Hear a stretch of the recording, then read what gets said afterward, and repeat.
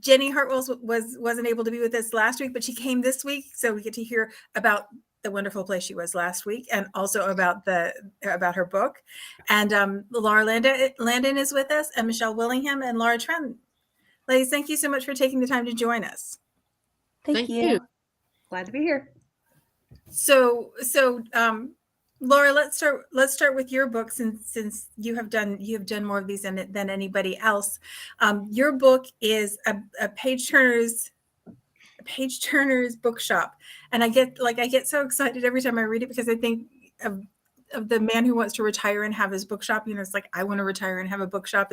I have much empathy for this hero, except for the getting drug out again. But this is the second book in the Willowbrook series. Can you tell us a little bit about it? Willowbrook series. And Willowbrook is the name of a town, and it is just getting its start. It started out as just the Duke of Willowbrook. He started thinking, this is a great place to start a town. It's just outside, about 4 hours ride outside of London, and everybody, the nobility, they all want to get out of London in the summertime to avoid the heat, the smell, the everything.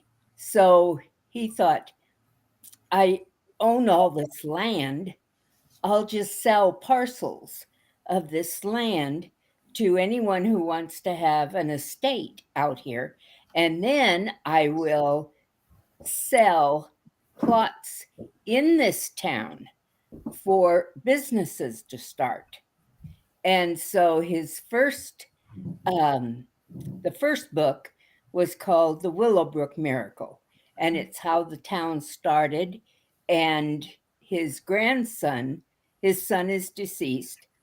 And so his grandson comes home from the Crimean War, and he is going to settle down with his grandfather. And he thinks, I'm finally safe. There's no more bullets trying to kill me. And I'm, but as he rides home, he gets shot. Oh. And he realizes, I'm not as safe as I thought I was. And so he hides out in this neighbor's house, estate. And then the first book starts where they have to try to find out who's trying to kill him. Mm-hmm. And they do. They have a really, I enjoyed that book. I loved writing it. And that's always better when you like writing. I know, those are my favorite ones, right? Yes. And so book 2 in my series is the book that is coming out tomorrow. And it's called A Page Turner Miracle. And a page turner bookshop. You did the same thing I did. I got tripped up on the miracle part. So. Yes, I thought I was going to have a miracle in every, but I don't. And but anyway, this hero was a friend of my first book's hero, and he was the best shot in the army. He was a sniper, and he's the one that they sent out to shoot the bad guys.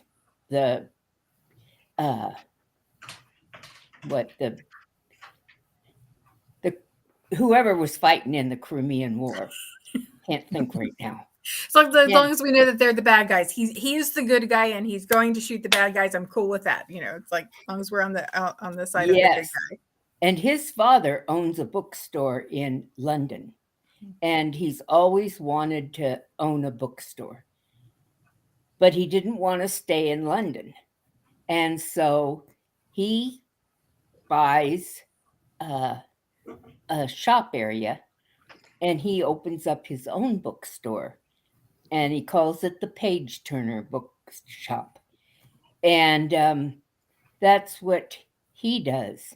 But then the queen calls him, and he 'Cause goes they can to never her. leave well enough alone. No, they don't.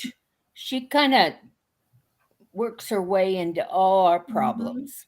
But anyway, she calls him and she says, he tells her, I'm retiring. I want to retire. And she said, I'll let you retire, but you have to do one more job for me. One more job. And so he thinks, how hard can this be? I'll do one more job, but then I'm done. So she explains what she wants done. And to cut to the chase, the man the queen wants him to kill is the heroine's father. Oh no. Oh no. yeah. Yeah. Oh, those And are some pretty so high stakes. now he's got to decide what he's going to do. And thus starts my story. Yes. So who's our heroine? My heroine is she is a marquis's daughter. She's titled. My hero is not.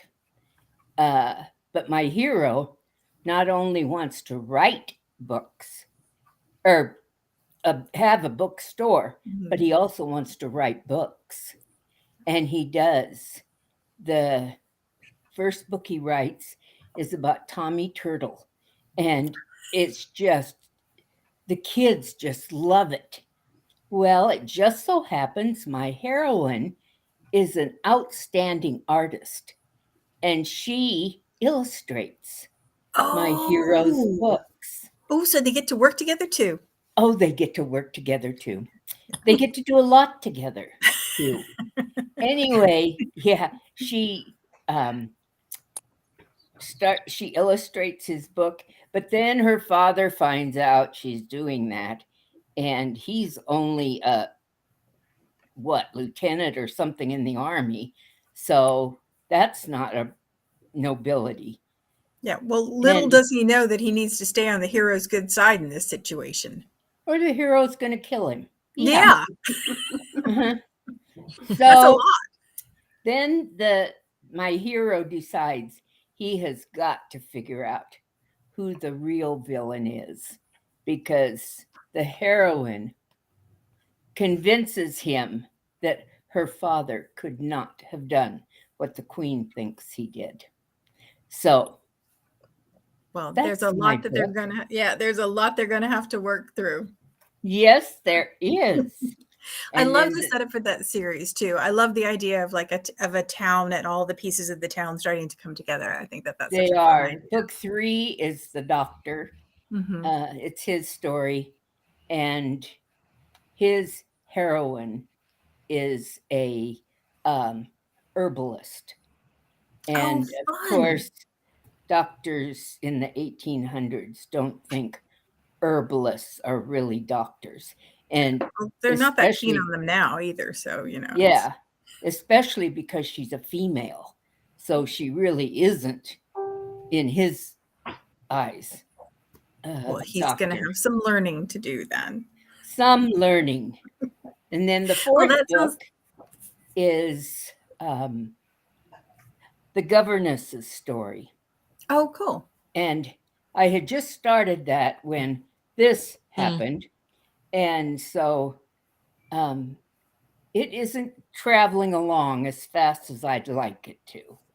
Well, hopefully you will heal quickly and get back to writing again. I'm going to go home Monday. Oh, so good. I'm very happy. That will be good. I bet.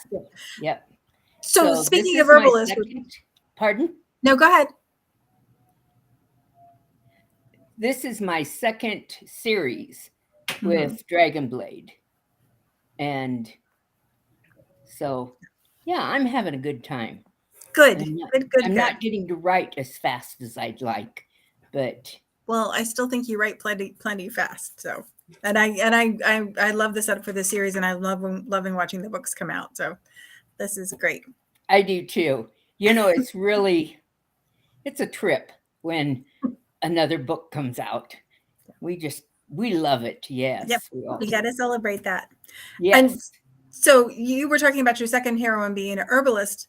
Jenny has a book with a botanist, which is not the same, but plants. And I was so, like last week, I was really looking forward to talking to you because I love the idea of her being a gardener and studying plants and things and things. And this series is great too. It's the Ladies Covert Academy. This is book 2, and it's Secrets of a Covert Lord. So, you have the paperback. Oh, Since my book came out last week, I actually was able to get a physical copy. So this is the gorgeous cover. Yeah, the covers for this series are so beautiful. They're beautiful. I was first of all, I came back from vacation and got a cold, so apologize for being a little hoarse. But I was in French Polynesia for my book release. I told you it was someplace good. There were all these jealous making pictures she was sending. Incredible. Wow. It was a landmark milestone birthday for my spouse, and we both scuba dive, and so it was great. But I was on this tiny little atoll, which is like a little hollow island where there's like water in the middle.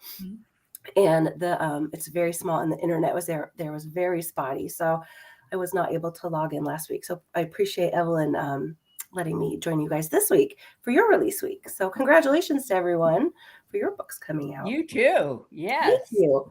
My book is the second in a series, like Evelyn said, and it's the framework is the Ladies Covert Academy, which is a place where women can go and pursue passions that society does not think are acceptable for them. So the first book was the lady was a fencer, and in this second one, the lady's a botanist, and no one can know what they're up to, so they pretend it's just a charity group, and they're like knitting booties for orphans and other very mild good deeds, which they do as well. But the academy, this book opens with the academy being shut down following a burglary, and my heroine is able to start her lab in her cousin's house and keep her parents, who are very overprotective parents, out of the loop. But she realizes how unfair it is that not everyone in the academy has the means to continue. So she decides it's her job to investigate the burglary and find out what really happened, to see if she could convince the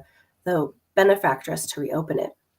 And she realizes that the best person to help her is one of the servants, and his name is Dev, and he's very observant, and he always kind of seems to know a little more than about what's going on than one would think. And so she goes to the academy to propose to him, and they work together to solve this. And when she's there, she overhears him talking to the benefactress and spilling a little bit of secrets.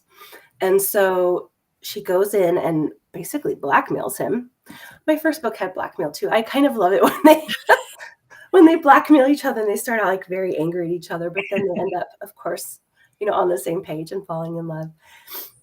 But she blackmails him into helping her because she thinks she knows the secret, but she doesn't know the whole secret, which is that he's actually not a servant. He is the rightful heir to a title, and the benefactress is his stepmother. And so they're trying to find the evidence because his dad was in the East India Trading Company and he grew up in India. He's trying to find the evidence that he's the rightful heir, and the burglary was involved in that, with people trying to find the evidence so some distant relative perhaps can steal the title. So they have to work together. And along the way, my lady botanist in her lab here, she kind of accidentally discovers pepper spray. And so there are many scenes of this very sweet, like innocent looking cherubic heroine mildly poisoning people. And they all deserve it. And so I think of it as some good mischief that she's getting. There's something very satisfying about the idea of mildly poisoning people who deserve it. Exactly. I love it. So they work together to unravel the mystery and try to find love. Wonderful. And there are how many more books in this series? One more. There will be 3. One more. Okay. Who is the heroine of the next one? The heroine in the next one is a political writer, and she was fun. Read the first book. She was the sister of the hero in the first book who got kidnapped for writing reform essays for the newspaper. Oh, fun, fun. I love the setup of the series where like the heroes have some agency and they're all working just a little bit outside of social norms. I think that those are really compelling. So, oh, Mhm. great, great. Well, that sounds Thank you. like so much fun. Yeah. So, we have another Laura this week. Laura Trentham has had her first Dragonblade release, and it's a Lion's Den book, and it's also a secret. It's the Lion's Secret, and can you tell us a little bit about that one? Sure. I was so thrilled to be invited to write for the Lion's Den. I have never written in a connected world before, so it did take some catching up because I hadn't read any of the books. So that was the first challenge. But I just so happen to have a character in an upcoming series I'm writing called The Laws of Attraction. And it was a vicar, a handsome vicar. And I've always wanted to write a naughty vicar story. I love, like, there's nothing better than a good defrocking story. Those Exactly. So I'm like, oh, I'm going to write about him. So the hero came first, and he's got a secret where he's still working off on the side for the crown as a spy, and he uses the church as a cover, and they bring through informants and information that he passes on to the hero of the very first historical I wrote, called Indecent Invitation. He makes an appearance in this book too. So this book ties into my two historical series I've got, plus the Lion's Den. So that was a lot of fun. fun. And the heroine is his best friend's little sister, who he's known and who's had a crush on him for a very long time. So we get defrocking vicars and my brother's best friend. That's right. I like to throw it all in there. Hot dog. And really kind of marriage of convenience, because Mrs. Dove Lyon sets them up to get married because she needs protection from her dastardly brother, who's after her inheritance that her mother left her. So, but she was pretty amenable to the marriage when she found out who she was marrying, our heroine. And so there's a dead body, there's a kidnapping. So it's also a suspense, which all my historicals have suspense in them as well. And some great tropes. So I had a lot of fun. It's a novella. It's not as long as some of my books, but it was a lot of fun to write, and hopefully it's a page turner for people. Yeah. Oh, well, it sounds like it. I love brother's best friend tropes, and I love, I love defrocking. Yes, love a good vicar, you know. a naughty vicar. Naughty vicars are the best. And good. if he actually looks like the guy on the cover of the book, I know. My word. They did such a great job with the cover. It was fun. I kept looking at him thinking, that is a Disney hero come to life. Yes. On the cover of the book. So, oh, well, fun. Well, that sounds like so much fun. And I love that the Lion's Den is still an interconnected world, but that everybody gets to put their own personal spin on it. There's so many authors that write within that world. So there's, there's something for everybody's taste. There's something that everybody can fall in love with. Yeah, 100%. It's been a lot of fun. Oh, wonderful. Wonderful. So the third book, I just lost track of all my number words. that came out this week is Michelle Willingham's book, and it is A Match Made in London, and it is the Spinsters Society, the Society of Spinsters. School for Spinsters. School for Spinsters. That's what it was. I had the Spinsters thing because I was really curious about how that worked into the plot, and just not the other words to go around it. So this one looks very interesting too, and the cover is absolutely gorgeous. Can you tell us a little bit about the book? Sure. Well, I'll tell you a little bit about the inspiration for the series. One of my bad habits is I love reality TV. It's so fun.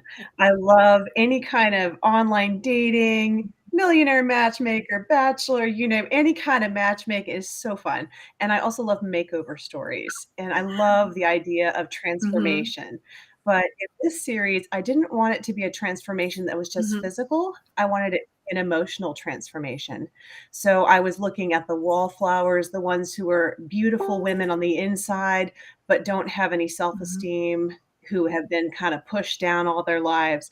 And so I created this fictional school for spinsters that is run by a widow, and she herself escaped from a bad marriage And so she has set up this school as a safe space where an unmarried woman who wants to find a husband, find a match, find love can come. She doesn't accept everyone, only certain students that she thinks will be able to make the transformation. And they think it's about getting a pretty gown or learning how to walk or how to talk. And really for her, it's about finding your backbone and finding out who you really are. Wonderful. So I have Violet Edwards, and she has gone through multiple seasons with no husband, and her mother decides that's it. You're going to go live with your grandmother. You're going to be her companion. You're going to empty her chamber pots. You're going to live with her until she dies. And Violet knows that her grandmother is very opinionated, and she hates the fact that Violet has a stutter. And she believes that the best way to handle Violet's stutter is to have it beaten out of her. And so Violet will stop at nothing to not go to her grandmother's. She would marry anyone. She just needs to get out.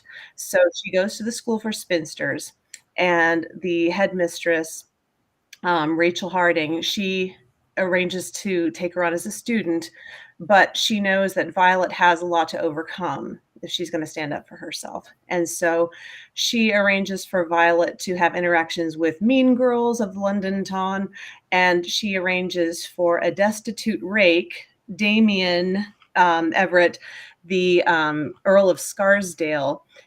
He is a man who his father has gambled almost all their fortune away, and he's got to make money and fast.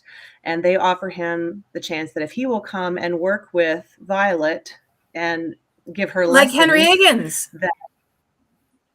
Kind of, only his job is to provoke her and make her angry. That's even better. Because he's supposed to do whatever he can to make her mad and to start basically becoming a shrew right back at him.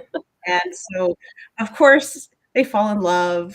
It's a lot of fun, but there's the whole twist of he has to marry an heiress to save his family, and she is not an heiress. So how are they going to work all that out?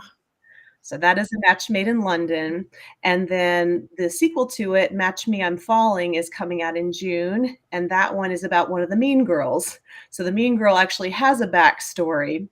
And she ends up coming, same thing, to the School for Spinsters as an escape. She's leaving a bad family situation. And her match is a bachelor who everyone thinks is the ugliest man alive. He is the male equivalent of a wallflower. Everybody thinks he's just terrible and won't even look at him, but it's actually a disguise to hide a really hot guy who is a spy for the crown. Oh my! So he is out for a match. He wants to marry to find a mother for his son, and they live in Scotland. So he puts on this facade of being the ugly guy, and so it's all about, him finding his match, and she thinks he needs a makeover. But he doesn't actually. He just needs to shave. And it's part of a trilogy. So then there's a third book as well that's coming out in August. Wonderful. So that's the School for Spinster series. I love the setup, and I love that it's more than just a makeover. That it's actually people finding their own authentic selves to be their own authentic selves. So wonderful. Well, there's so many good books to read this week. Isn't it amazing? It is, and it's always true. Every week we've got so many things that I want to read, and because they're all in Kindle Unlimited, you can read them without having to think about, you can just pick one that you like and read, and then you can pick the next one that you like, and you don't have to. There's no barrier to entry because you can just go from one to the other like chiclets. Very good. So I haven't had a chance to talk to. I've only talked to Laura once or twice, and I've only talked to Jenny once, and this was my first time meeting Laura and Michelle. So I was wondering, ladies, if we could talk for just a couple minutes about what your writing style is like. I know some of the Dragonblade authors do extensive plotting. Some of them just like sit quietly in their room and wait for their characters to talk to them and fly completely by the seat of their pants. What are your ways of doing things? And Michelle, let's start with you since you're already in the big square. Okay. Well, my writing process has changed a lot. I've written over 50 books now, and you would think it would get easier by now, but no, it just doesn't. You get through that. It's like well, I can't do that plot because I did that in this book, and I can't do this plot because I did that in that book. So you have to constantly be reinventing yourselves. And thankfully, characters can at least be unique, even if the tropes might, be a little bit similar. But I do try to write every day. I try to at least have a general sense of a quota, of how many words I'd like to get done per day. And some days I go over it. Some days it's woefully under. I've gone everything from being a complete pantser and having no idea what's happening to realizing that writing it all the wrong ways until I find the right way is perhaps not the best way to go about it. So I have started doing a little bit more outlining, but sometimes if I outline too much, then I no longer want to write the book because I already know what happens. So it's kind of like having to find that balance. So I'll know turning point 1 and turning point 2, no idea how to get between the two, but at least I have a general starting point, and that seems to work the best for me. I still had a moment once in a book where I had the villain planned. I knew who he was, what his motivation was, why he did it, built all the way up to that, got to the big reveal and said, that's not the villain. Oh crap, what do I do now? And then I ended up finding that it was a female villain, and she had a very different motivation, and the heroine's sister was in the care of the villain right then. And I went, oh, that's so much better. So sometimes it works. Yeah, and that idea of if you plan it out too much, that as the writer you kind of lose interest. I think that's true for a lot of people, because it's like you get about 3/4, maybe 7/8 of the way through the book, and I'm like, I know how it ends now. So it's like, yeah. I think one of my biggest challenges, though, is I love my characters so much. I don't like to be mean to them. I don't like them hurting. I don't like it when they're having problems and I want to resolve it too soon. And I have to remember to let them cry, let them be in pain. That's okay. Yeah, that makes perfect sense. Yes, it does. So, Laura, what about you? What is your writing process like? Well, as a former engineer, you would think that I would Oh, love. yowza. Yeah, you would think I'd love spreadsheets, and you would think I would love logic and lots of outlining, but actually I'm a total pantster. Are you? And I like to come up with I usually have the characters in the first scene, and then I just start from there and keep on going. And usually about halfway through the book, I'll know how I want it to end. So I'll at least have an ending point, a landing pad. And then I have to figure out how to get my characters there. But I'm like Michelle. I have tried to outline because sometimes it's painful to be a pantster, but outlining just takes the joy out of it for me. And I love a good aha moment as an author when I'm just writing it and it's just like, oh my gosh, I can't believe that. Yeah, because it's like the feeling that it's come from somewhere other than you. Yes. It's like the woo, that wasn't me. Yeah. And I'm about, I don't know, 25 to 30 books into my career now, and I haven't been able to change, so I've just come to accept it. The chaos. Laura, I have a question for Laura. So have you ever gotten to the point on one of your books when you're reading copy edits 6 months or a year after you've written the book and you've completely forgotten what you wrote? Or is that? There was one time I was reading copy edits and I'm like, oh gosh, I don't know what happens next. And I wrote the thing.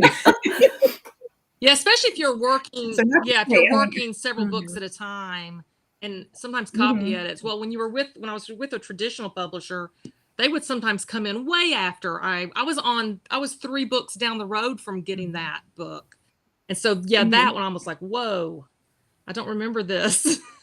But that's good. You come to it with fresh eyes. So, yeah, wonderful. So, Jenny, what about you? For me, I really have to start out with the characters. So I spend a lot of time figuring out who they are, and especially their goal, motivation, and conflict, which is, a normal authorly thing to do, but, really the internal and the external. And once I really have that nailed down and kind of plot out what the conflict is going to be, I'm ready to move forward. So I usually have like a lot of kind of homework on that starting point, and then some loose outlining. But I do like to leave some breathing room because, it was mentioned before, like an aha moment. Even though I know what's going to happen, there's points where I'm like, oh, if I do this, then that will work. And then this will match with this. And, I think to give your brain that that space to percolate a little and let fresh ideas bubble to the surface is really important. And I know when I've maybe over outlined, I end up kind of getting stuck in the beginning. I think I'm that first chapter or two, I just keep writing over and over and over. I don't know if anybody's ever gotten stuck in that loop, but somehow my brain's like, this isn't right. Like I'm not getting that starting point right. And so the rest of it isn't going to work. And so I sometimes have to give myself a lot of grace to really get that beginning going. And then once I'm maybe like 5,000 words in, then I'm usually full steam ahead to kind of follow my plot I've created, but also allow interesting things to crop up. Wonderful. Wonderful. And Laura, I know you've written bunches and bunches and bunches of books. Has it gotten easier? No. That was a loaded question. I knew the answer before we got there, but Yeah, I wish it had. I've passed 60 now, and I would love to tell you, oh, wait till you hit 50. Wait till you hit 60. It's so much easier. It is not.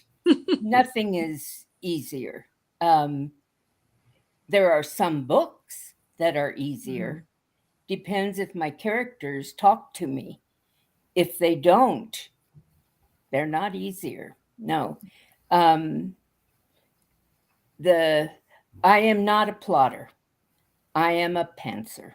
I have tried my hardest to be a plotter. And because, it just doesn't work for me. Me either. I start out, I have to know two things. I have to know the inciting incident, and I have to know the black moment. Those two things I have to know. And then after I know the inciting incident, I have some very, very good friends.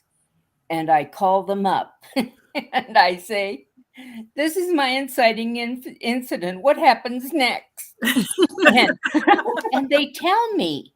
I don't know how they know, and I don't. But they tell me what I need to do. I think I need their phone number. Yes, I should give the world their phone number. They are so fantastic. But anyway, I started this book, and then I fell and broke my arm. And so it kind of put everything on hold.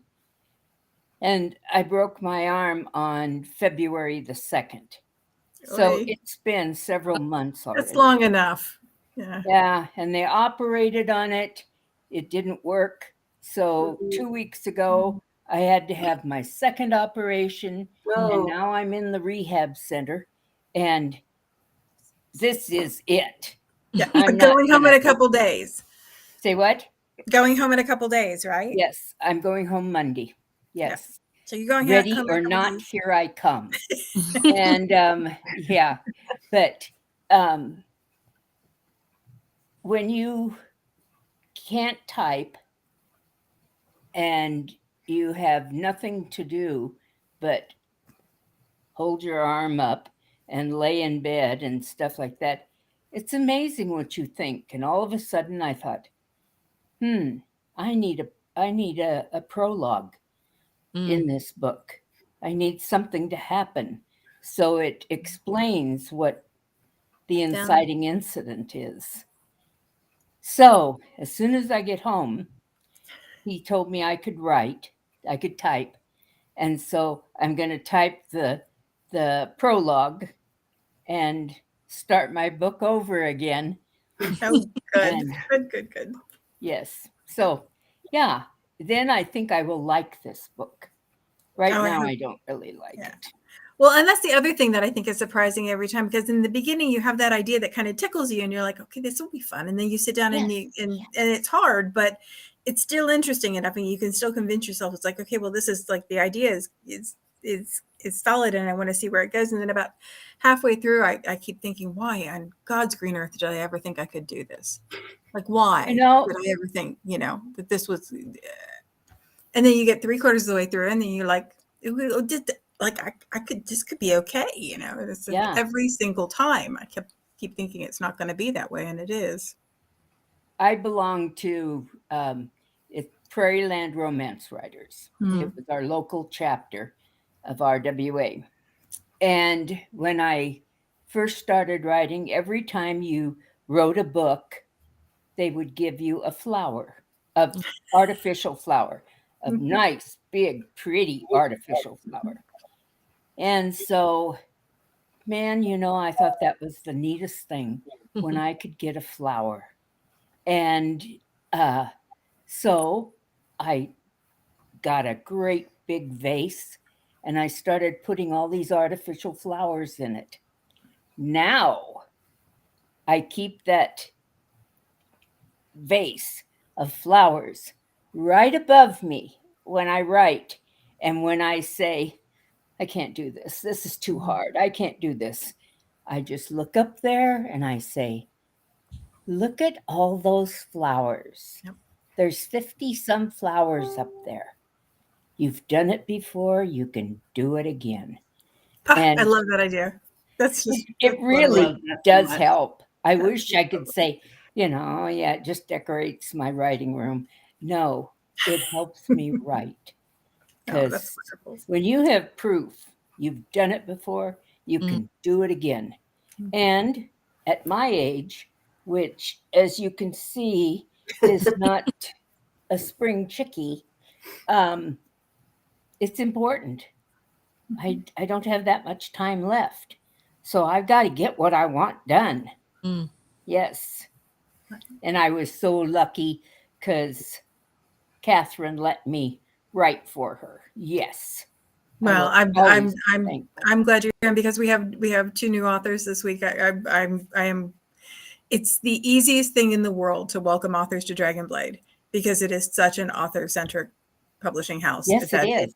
It's the easiest thing in the world for me to put my energy behind it because I love Catherine's mission. I love the company. It's just, she wants every author to do better than they did before they came to Dragonblade, and it's such a great feeling to know that that really is the focus of everything. So. You have over 100 authors now, I think. I know it's a lot to keep track of. It's like books every day. And Sean put up a bunch of pre-orders last night. I opened my inbox this morning. I was like, come on, man. I had all my boxes checked. They're not checked anymore. Well, ladies, it was delightful to talk to you. We could do this for much, much, much longer because we didn't even get to the RWA connections and everything else, but we have run over time. So I'm gonna wrap it up and say the same thing that I say every week, which is you want to grab your Dragonblade books, pre-order and release because they are the very best deal then. And if you can't get them then, you can always read in Kindle Unlimited, which means you can read as many books as you want to without having to even think about it. So I'm just waiting for my Kindle to tell me full. Well, I'm pretty sure after it tells you that we can start moving stuff over so you can put more stuff on. So thank you, Evelyn. Thanks so much for being here, ladies. I appreciate it. We'll be back here the same week, next week, same time. Thanks so much. Bye. Bye, all you guys. It was nice meeting you.